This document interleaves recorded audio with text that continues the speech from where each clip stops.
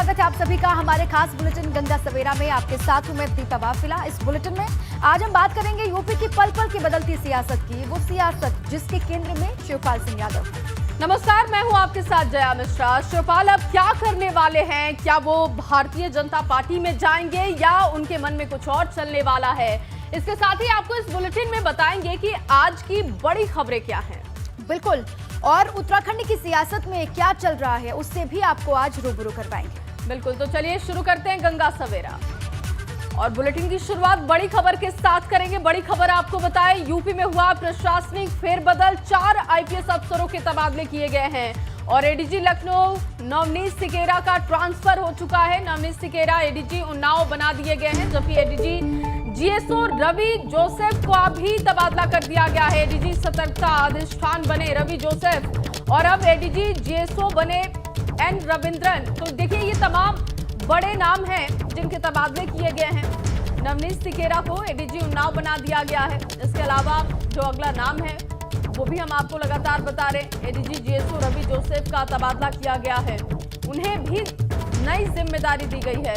ADG सतर्कता बने हैं रवि जोसेफ, तो देखिए उनका भी तबादला किया गया, बड़ी जिम्मेदारी उनको दी गई है।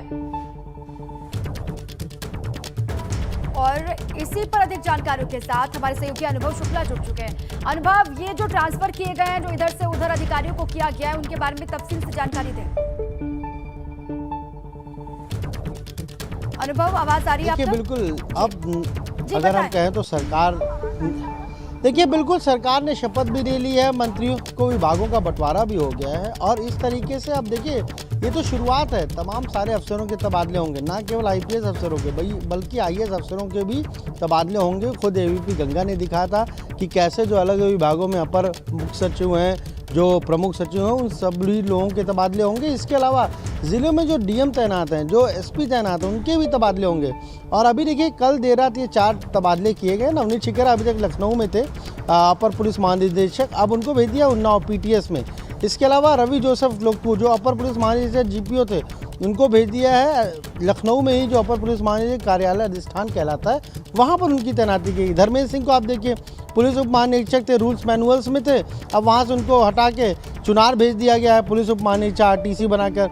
तो इस तरह से कुछ तबादले किए गए हैं। रविंदर को भी यहाँ से हटाया गया है लखनऊ से और उन्हें भी भेजा गया है जो अपर पुलिस में जीपीओ बना के। तो ये तबादले हैं, लेकिन देखिए अभी ज़िलों में अधिकारियों के तबादले होंगे और वो काफ़ी महत्वपूर्ण है, क्योंकि लंबे समय से ज़िलों में डीएम भी हैं, लंबे समय से एसपी भी तैनात हैं और अब आचार संहिता भी चूँकि एमएलसी चुनाव की लगी हुई है तो उसका खत्म होने का इंतज़ार हो रहा है। उसके बाद बड़े स्तर पर जो है वो तबादले किए जाएंगे। ठीक है, लेकिन कोई किसी बड़ी बात का ख्याल रखा गया है, इस पर भी बात होनी चाहिए। अनुभव, बहुत शुक्रिया आपका पूरी जानकारी के लिए।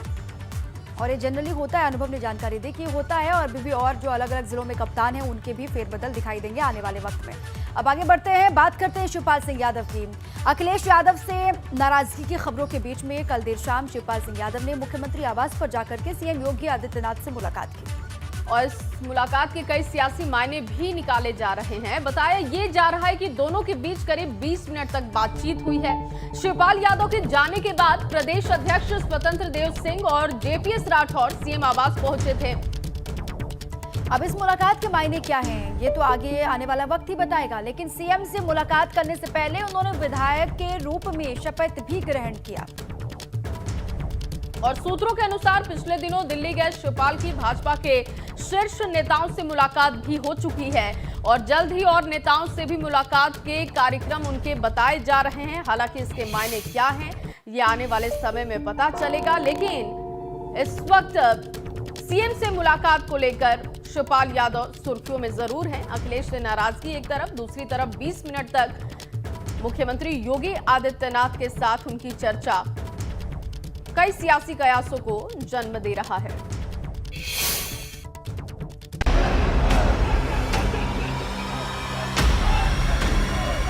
मैं शिवपाल सिंह यादव ईश्वर की शपथ लेता हूँ।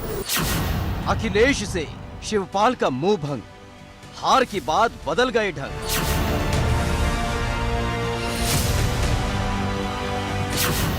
विधायक पद की शपथ, शिवपाल का अग्निपथ। मैं शिवपाल सिंह यादव जो विधानसभा का सदस्य निर्वाचित हुआ हूँ, ईश्वर की शपथ लेता हूँ। जल्द लेंगे बड़ा फैसला, भतीजे के नहले पर चाचा का दहला। कुछ बड़ा सियासी फैसला लेने वाला सुने हैं। बहुत जल्दी समय पर आपसे बात कर लेंगे, बोलेंगे।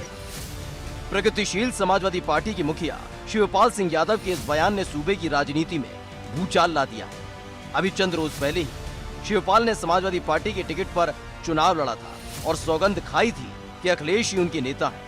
लेकिन हार के 20 दिन बाद शिवपाल का अंदाज बदल गया है, क्योंकि जो शिवपाल विधानसभा में विधायक पद की शपथ लेने नहीं पहुंचे, उन्होंने यूपी विधानसभा के अध्यक्ष सतीश महाना से अलग से शपथ ली। मैं शिवपाल सिंह यादव जो विधानसभा का सदस्य निर्वाचित हुआ हूँ, ईश्वर की शपथ लेता हूँ। और शपथ के तुरंत बाद ऐलान कर दिया, शपथ तो सिर्फ ट्रेलर है, बड़ी पिक्चर तो अभी बाकी है। बहुत जल्दी समय पर सब बातचीत कर लेंगे और बोलेंगे फिर। कुछ बड़ा सियासी फैसला लेने वाला सुने हैं। बहुत जल्दी समय पर आपसे बात कर लेंगे, बोलेंगे। शिवपाल यादव ने ये बात ऐसे वक्त में कही है जब अखिलेश यादव और उनके बीच कुछ भी ठीक नहीं चल रहा है और अब सियासी गलियारों में चर्चा है कि शिवपाल जल्द ही कोई बड़ा कदम उठा सकते हैं, क्योंकि चर्चा ये भी है कि शिवपाल सपा से नाता तोड़कर भाजपा से रिश्ता जोड़ सकते हैं।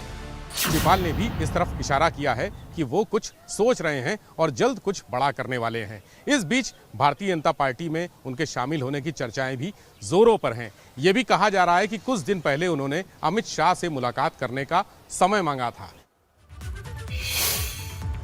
और इसी खबर पर ज्यादा जानकारी के साथ अनुभव शुक्ला मेरे सहयोगी जुड़ चुके हैं। चलिए ताजा अपडेट उनसे लेते हैं। अनुभव, क्योंकि सीएम से मुलाकात हो चुकी है, 20 मिनट तक बातचीत भी हुई है और सियासी कयास भी बढ़ते जा रहे हैं, लेकिन जानकारी इस बात की भी है कि कुछ और नेताओं से शिवपाल यादव की मुलाकात हो सकती है। क्या ताजा अपडेट है इस खबर पर आपके पास?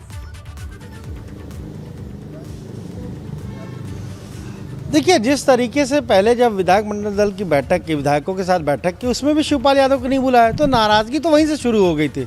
और नाराजगी वहां से नहीं, बल्कि हम ये कहेंगे कि जब केवल एक सीट दी, जसवंत नगर की सीट शिवपाल यादव को दी, उनके बेटे आदित्य को कहीं से चुनाव नहीं लड़ाया, उनके तमाम खास सहयोगी थे, जो उनकी पार्टी है प्रगतिशील समाजवादी पार्टी लोहिया, उसके लोगों को चुनाव नहीं लड़ाया। नाराजगी तो तभी से थी। हम तो जब भी गए बात करने के लिए, इंटरव्यू करने के लिए, कहीं ना कहीं एक जो हम कहें तो टीस थी, वो मन में दिखती थी। और अब आप देखिए, जब बैठक हुई तब नहीं बुलाया, तो खुले तौर पर शिवपाल यादव ने कहा कि भाई मुझे तो बुलाया नहीं। उसके बाद आप देखिए 2 दिन तक यहाँ पर विधानसभा में शपथ ग्रहण समारोह हुआ, कार्यक्रम हुआ, लेकिन उसमें भी वो मौजूद नहीं, वो दिल्ली में मौजूद रहे। और हमारे जो सूत्र हैं उनका साफ तौर पर कहना है कि दिल्ली में बीजेपी के बड़े नेता से उनकी मुलाकात ऑलरेडी हो चुकी है और उसी मुलाकात के बाद ये सारी चीज़ तय हुई होंगी कि आप जाइए लखनऊ में, फिर वहाँ पर मुख्यमंत्री से मुलाकात करिए। इसीलिए तो कल देखिए बिल्कुल ऐसे अकेले गए, वहाँ पर कोई सिक्योरिटी भी नहीं लेकर गए। तो ये जाहिर सी बात है, 20 मिनट अगर बातचीत हुई है, मान लीजिए किसी को अगर बधाई देनी है, शुभकामनाएं देनी है, तो इतना वक्त नहीं लगता है, वक्त तो कम लगता है। पर किस चीज़ पर बात हुई है, क्या महत्वपूर्ण चीज़ें हैं। और कल जब वो शपथ लेने के लिए पहुंचे थे विधानसभा अध्यक्ष सतीश महाना के कमरे में, तब भी मीडिया ने उनसे सवाल पूछा। उन्होंने कहा कि अभी कुछ बात नहीं करेंगे, जब भी कुछ नया होगा, कुछ बड़ा होगा तो बात ज़रूर करेंगे और जल्द बताएंगे। यानी उनके मन में भी कुछ चीज़ें चल रही हैं, कुछ बड़ी चीज़ चल रही है, जिसको लेकर वो जल्द मीडिया से बात करेंगे। पर इतना ज़रूर है कि कहीं ना कहीं जो जिस तरीके से, अगर हम कहें चुनाव के दौरान और चुनाव के बाद जिस तरीके से उनको अलग रखा गया है, उससे वो खासे नाराज़ हैं। खासतौर से उनके जो आसपास के लोग हैं, उनका यही कहना है कि वो खासे नाराज़ हैं और अब कोई बड़ा फैसला जल्द लेंगे। वो बड़ा फैसला जो है यूपी की सियासत के लिए भी काफी अहम होगा। बिल्कुल ठीक है, बिल्कुल ठीक है अनुभव। और इससे पहले भी यही हुआ था, पहले सीट बंटवारे पर उनकी चली नहीं, उसके बाद जब बुलाया गया, पहले तो बुलाया ही उनको नहीं गया, जब बुलाया गया तो वो आए नहीं। और अब उन्होंने ये कह दिया है कि कुछ बड़ा ऐलान वो जल्दी करने वाले हैं, कुछ बड़ा यूपी की सियासत में जल्द ही होने वाला है। बहुत शुक्रिया आपका अनुभव, पूरी जानकारी विस्तार से देने के लिए। और अब बात करते हैं यूपी के डिप्टी सीएम केशव प्रसाद मौर्य की। खबर है कि अपने विभागों का कार्यभार संभालने के बाद आज डिप्टी सीएम केशव मौर्य दिल्ली दौरे पर। और दिल्ली में उप मुख्यमंत्री केशव प्रसाद मौर्य पार्टी के राष्ट्रीय नेतृत्व से मुलाकात कर उनका आभार व्यक्त करेंगे, ऐसी खबर मिल रही है। और बताया जा रहा है कि पीएम और गृह मंत्री से भी केशव प्रसाद मौर्य की मुलाकात हो सकती है। आपको बता दें कि पिछले दिनों ही उन्होंने डिप्टी सीएम पद की दूसरी मर्तबा शपथ ली। कौशाम्बी के सिराथू से चुनाव हारने के बाद भी उन्हें डिप्टी सीएम का पद मिला। और अब वो दिल्ली जा रहे हैं, मुलाकात उनकी होनी है। कहा जा रहा है पीएम मोदी से भी वो मिल सकते हैं, अभी मिलेंगे ये जानकारी नहीं है, मिल सकते हैं ऐसी खबरें चल रही हैं। गृह मंत्री से भी उनकी मुलाकात हो सकती है और डिप्टी सीएम बनने के बाद ये पहली मर्तबा है जब केशव प्रसाद मौर्य पहुंच रहे हैं दिल्ली और वहां पर जाकर के भाजपा के शीर्ष नेतृत्व से वो मुलाकात भी कर सकते हैं, उनका आभार भी व्यक्त कर सकते हैं, क्योंकि सिराथू से चुनाव हारने के बाद ये कहा गया कि ये जिम्मेदारी दोबारा से मिलेगी या फिर नहीं मिलेगी केशव प्रसाद मौर्य को। लेकिन तमाम अटकलों पर विराम लगाते हुए केशव प्रसाद मौर्य ने एक बार फिर से डिप्टी सीएम पद की शपथ ली है और वो दिल्ली दौरे पर जा रहे हैं। और यूपी में मंत्रिमंडल गठन के बाद मंत्रियों को आवास आवंटन के सिलसिले की शुरुआत हो चुकी है। डिप्टी सीएम केशव प्रसाद मौर्य को 7 KD आवास फिर से अलॉट कर दिया गया है। वहीं डिप्टी सीएम ब्रजेश पाठक को 3 विक्रमादित्य मार्ग, जो कि दिनेश शर्मा का आवास था, वो अलॉट किया गया है। और इसके अलावा सुरेश खन्ना को 10 कालिदास मार्ग आवास, सूर्य प्रताप शाही को 8 कालिदास मार्ग आवास, स्वतंत्र देव सिंह को 4 गौतमपल्ली कॉलोनी में आवास मिला है। अरविंद कुमार शर्मा को भी कालिदास मार्ग पर 14 नंबर वाला बंगला मिला है। ये बंगला पहले स्वामी प्रसाद मौर्य का हुआ करता था, उनके पास था। और वहीं जानकारों के मुताबिक कई मंत्रियों को पसंद का बंगला नहीं मिला है। ये मसला भी सामने आ रहा है कि उन्हें पसंद का बंगला नहीं मिला है। हालांकि ज्यादातर मंत्रियों को आवास अलॉट हो चुका है। डिप्टी सीएम ब्रजेश पाठक को 3 विक्रमादित्य मार्ग स्थित बंगला अलॉट किया गया है। पहले ये बंगला दिनेश शर्मा को आवंटित किया गया था। ब्रजेश पाठक को अब तक राजभवन कॉलोनी स्थित बंगला अलॉट था।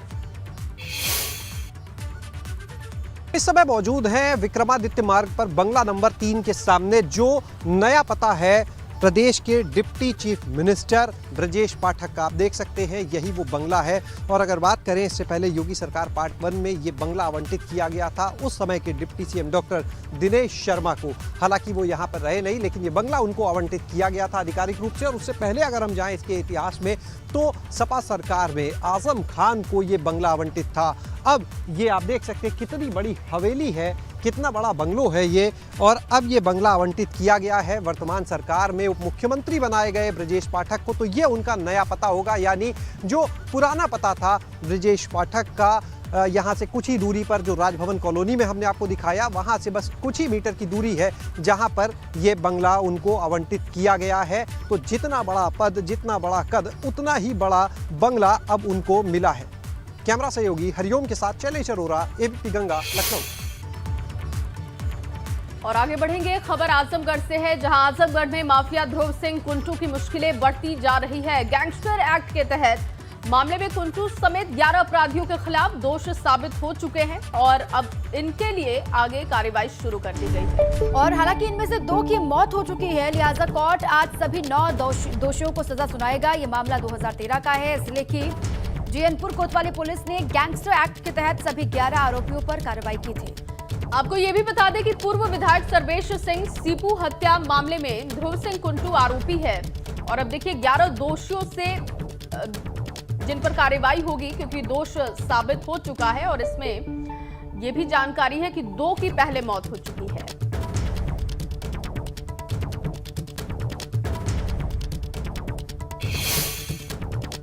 आगे बढ़ते हैं, पेपर लीक मामले में एक्शन में योगी सरकार दिखाई दे रही है। पेपर लीक करने वालों पर एनएसए लगाने की तैयारी है। जी हां, और अब तक कुल 17 लोगों को किया जा चुका है गिरफ्तार।